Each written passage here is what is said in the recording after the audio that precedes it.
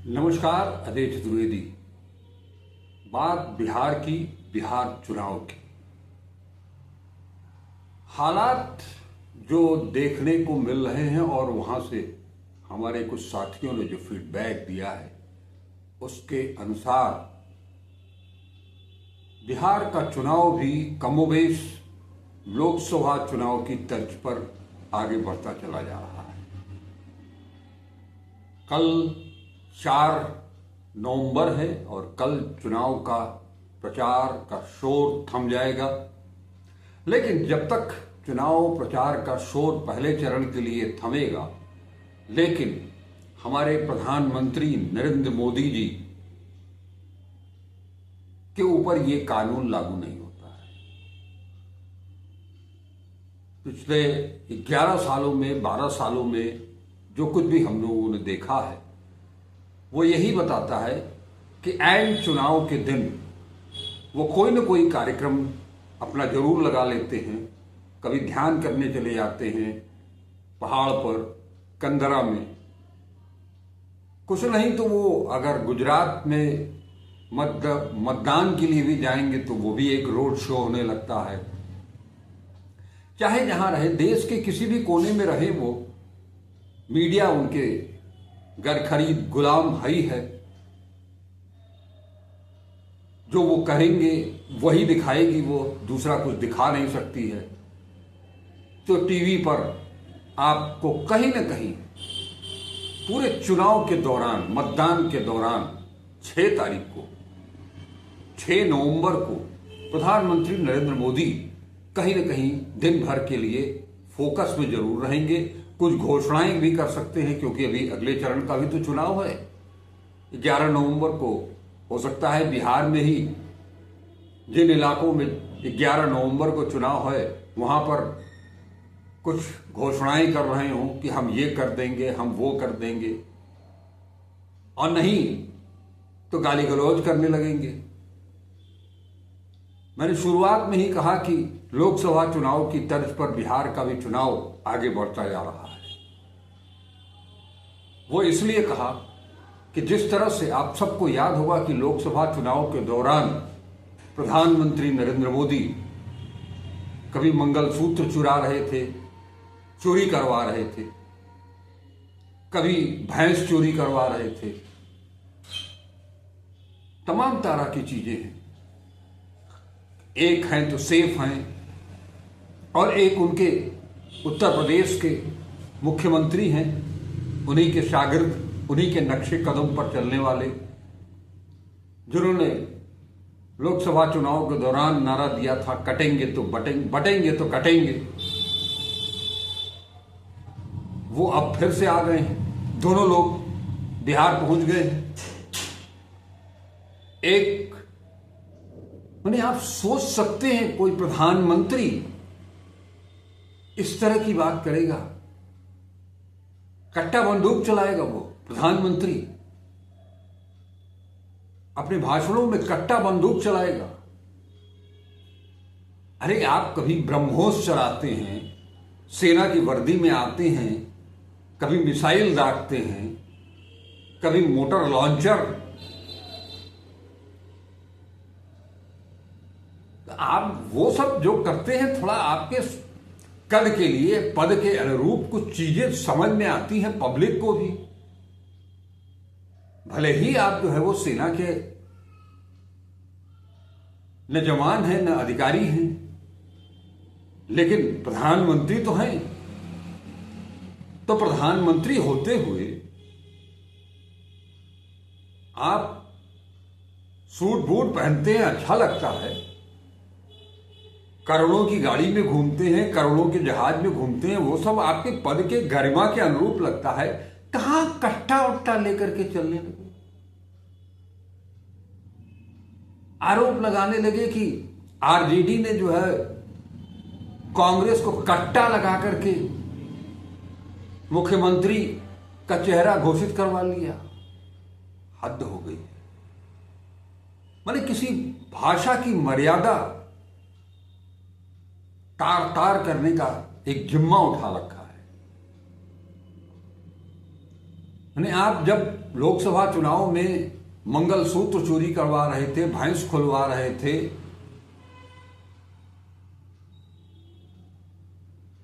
कभी आप कपड़े से पहचानने लगते हैं कि कौन क्या है, और अब उससे भी नीचे कट्टा चलवाने लगे। कुछ तो अपने पद की गरिमा का जो दूसरों को पाठ पढ़ाते हैं, भारतीय सनातन संस्कृति, सभ्यता, परंपरा, वो अपने ऊपर भी लागू कर लिया कीजिए कभी कभी। एक दुनिया की सबसे बड़ी आबादी वाले देश के प्रधानमंत्री हैं आप, आपको ये सब शोभा नहीं देता है, लेकिन वो कट्टा दिखाएंगे भरी सभा में। और एक जो दूसरे साहब हैं जो बटेंगे तो कटेंगे। आज सुप्रीम कोर्ट बार बार ये आदेश दे रहा है, बुलडोजर को मना कर रहा है, लेकिन आप मानेंगे नहीं।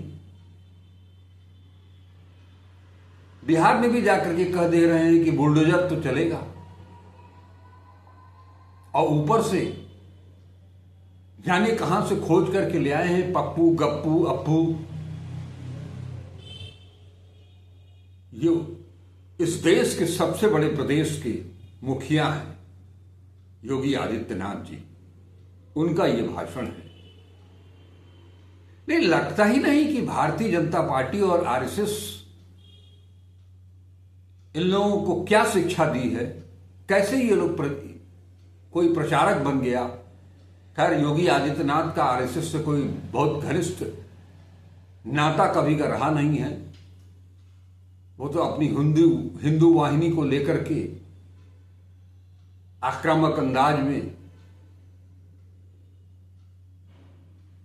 केवल हिंदू हिंदू हिंदू, उनको सबसे ज्यादा खटकता है कि ये धर्मनिरपेक्षता और सेकुलरिज्म के शब्द जैसे शब्द उनको खटकते हैं। लेकिन पप्पू, गप्पू, डप्पू कोई सच देख नहीं सकता, कोई सच सुन नहीं सकता, कुछ सच बोल नहीं सकता। गांधी के 3 बंदर बना दिया आपने नेता प्रतिपक्ष को,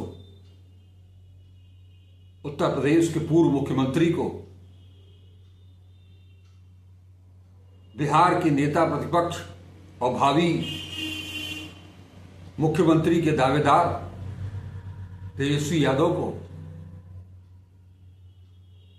और यही पलट करके अगर कोई जवाब किसी तरह से देना शुरू कर दे तो तिलमिला जाएंगे, बौखला जाएंगे। ये तो कहिए, आप तो पढ़े लिखे लोग हैं, कम से कम मुख्यमंत्री योगी आदित्यनाथ साइंस ग्रेजुएट हैं। आप तुलना किससे कर रहे हैं? तेजस्वी यादव से। तेजस्वी ने यार उस बयान का जवाब तो दिया, और वो ये कहने से भी हिचकते नहीं है कि वो नवीं पास हैं, कक्षा 9 तक पढ़े हैं। तो एक कक्षा 9 तक का छात्र और एक बीएससी, दोनों की भाषा का अंतर आप देख लीजिए। ये जनता के ऊपर है, श्रोताओं के ऊपर है, दर्शकों के ऊपर है कि भाषा की मर्यादा का पालन कौन कर रहा है, कौन नहीं कर रहा है, कौन भाषा की मर्यादा को तार तार कर रहा है। इसीलिए मैंने कहा कि ये लोकसभा चुनाव की तर्ज पर बिहार का भी चुनाव चल पड़ा है। राहुल गांधी, प्रियंका गांधी, अखिलेश यादव भी अब पहुंच गए हैं। महागठबंधन, इंडिया गठबंधन ने पूरी ताकत झोंक दी है। उनका घोषणा पत्र उठा करके देखिए, उनके भाषणों को सुनिए। राहुल गांधी या प्रियंका गांधी जिन बातों को उठा रहे हैं पब्लिक के सामने, बिहार की दुर्दशा को समाप्त करने की बात हो रही है, वहां पढ़ाई की बात हो रही है, वहां दवाई की बात हो रही है, वहां रोजगार की बात हो रही है, महिला सुरक्षा और संरक्षण की बात हो रही है, नारी सशक्तिकरण की बात हो रही है,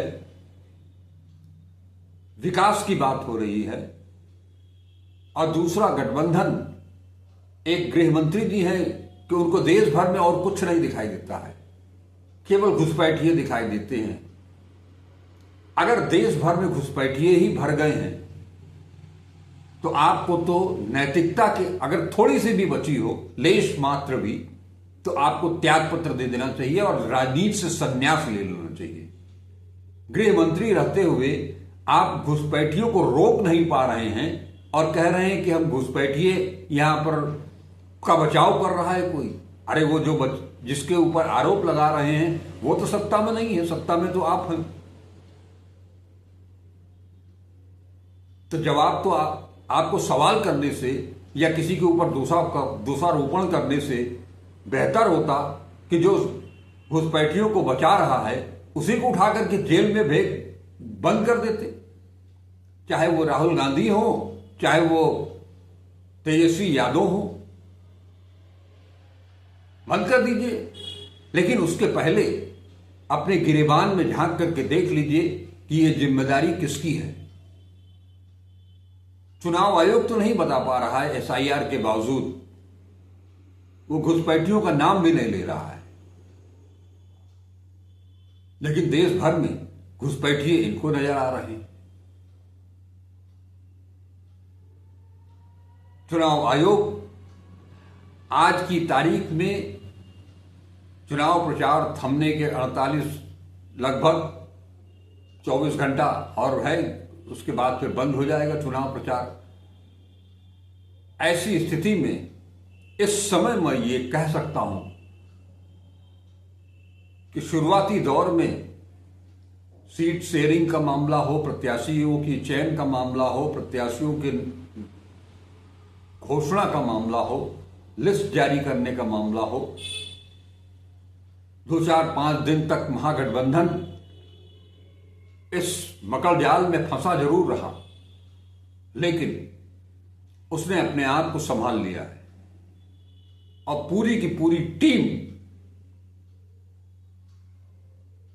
चाहे वो कांग्रेस हो, राजद हो, सीपीआई हो, सीपीएम हो, माले हो, वीआईपी हो या आईपी गुप्ता की पार्टी हो, सब के सब एकजुट होकर के अपने अपने क्षेत्र में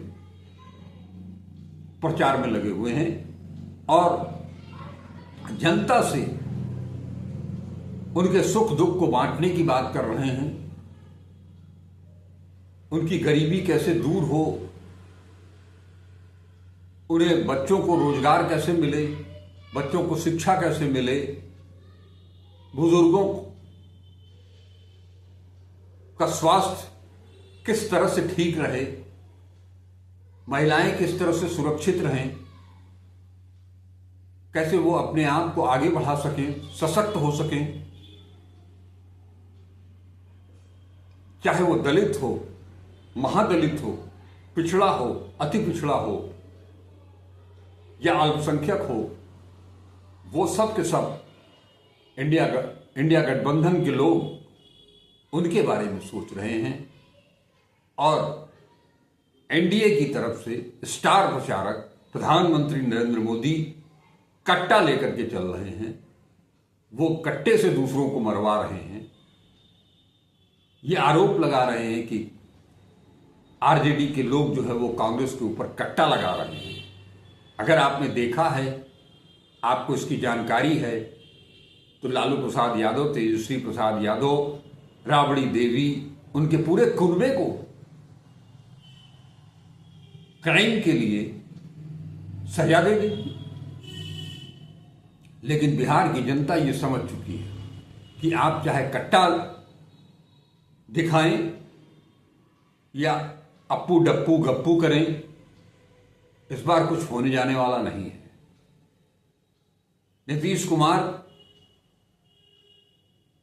सही कह रहे हैं तेजस्वी यादव के, नीतीश कुमार को हाईजैक कर लिया गया है।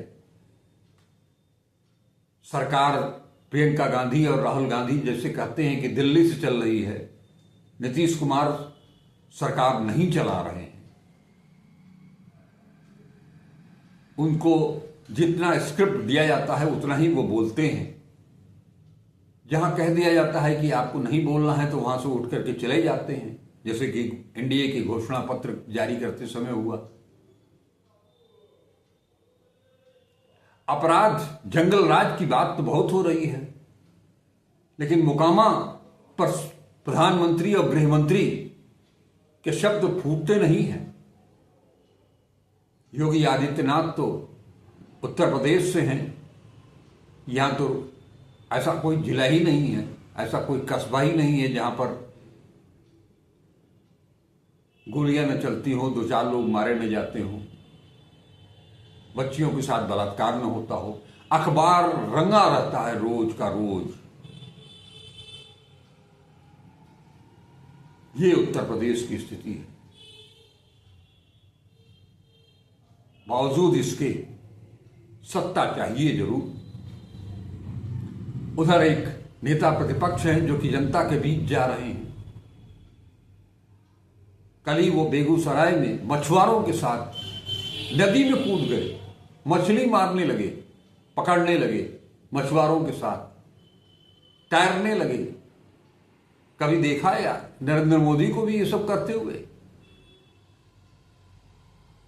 या एनडीए का कोई नेता इस तरह से आम जनता के बीच जा सकता है क्या? राजगीर मिस्त्री के पास जाएंगे तो ईंटा जोड़ने लगेंगे, उनसे कुछ सीखना शुरू कर देंगे। डेंट पेंट करने वाले, रंग पानी रंग रोगन करने वाले घरों में, मकानों में, उनसे कुछ सीखने लगेंगे। किसानों के पास जाएंगे तो वो धान की खेती करना सीखने लगेंगे, कैसे रुपाई होती है। मोटर मैकेनिक के पास जाएंगे तो गाड़ियां कैसे बनती हैं, वो उनसे उसके गुर जानना चाहते हैं, सीखना चाहते हैं। चैतराम के पास पहुंच जाएंगे तो जूता कैसे सिला जाता है वो जानते हैं, जानने की कोशिश करते हैं। और ये सब कुछ इसलिए करते हैं वो कि उनकी पीड़ा क्या है, उनका दर्द क्या है, वो किन कठिनाइयों से गुजर रहे हैं। 11 साल से प्रधानमंत्री हैं नरेंद्र मोदी, दिल्ली में ही रहते हैं। कभी एम्स के दरवाजे पर जाकर के देखा है कि वहां सड़क पर सो रहे या एम्स के लॉन्ज में सो रहे उन तीमारदारों के साथ क्या गुजर रही है, उन बीमारों के साथ क्या गुजर रही है? लेकिन ये भीषण ठंडी में राहुल गांधी वहां पहुंचते हैं रात के समय। तो ये बेसिक अंतर है नरेंद्र मोदी और राहुल गांधी के भीतर, कोई तुलना ही नहीं है। आज तक कभी किसी ने सुना राहुल गांधी को कि विपक्ष के ऊपर कट्टा बंदूक लेकर के चढ़ते हो?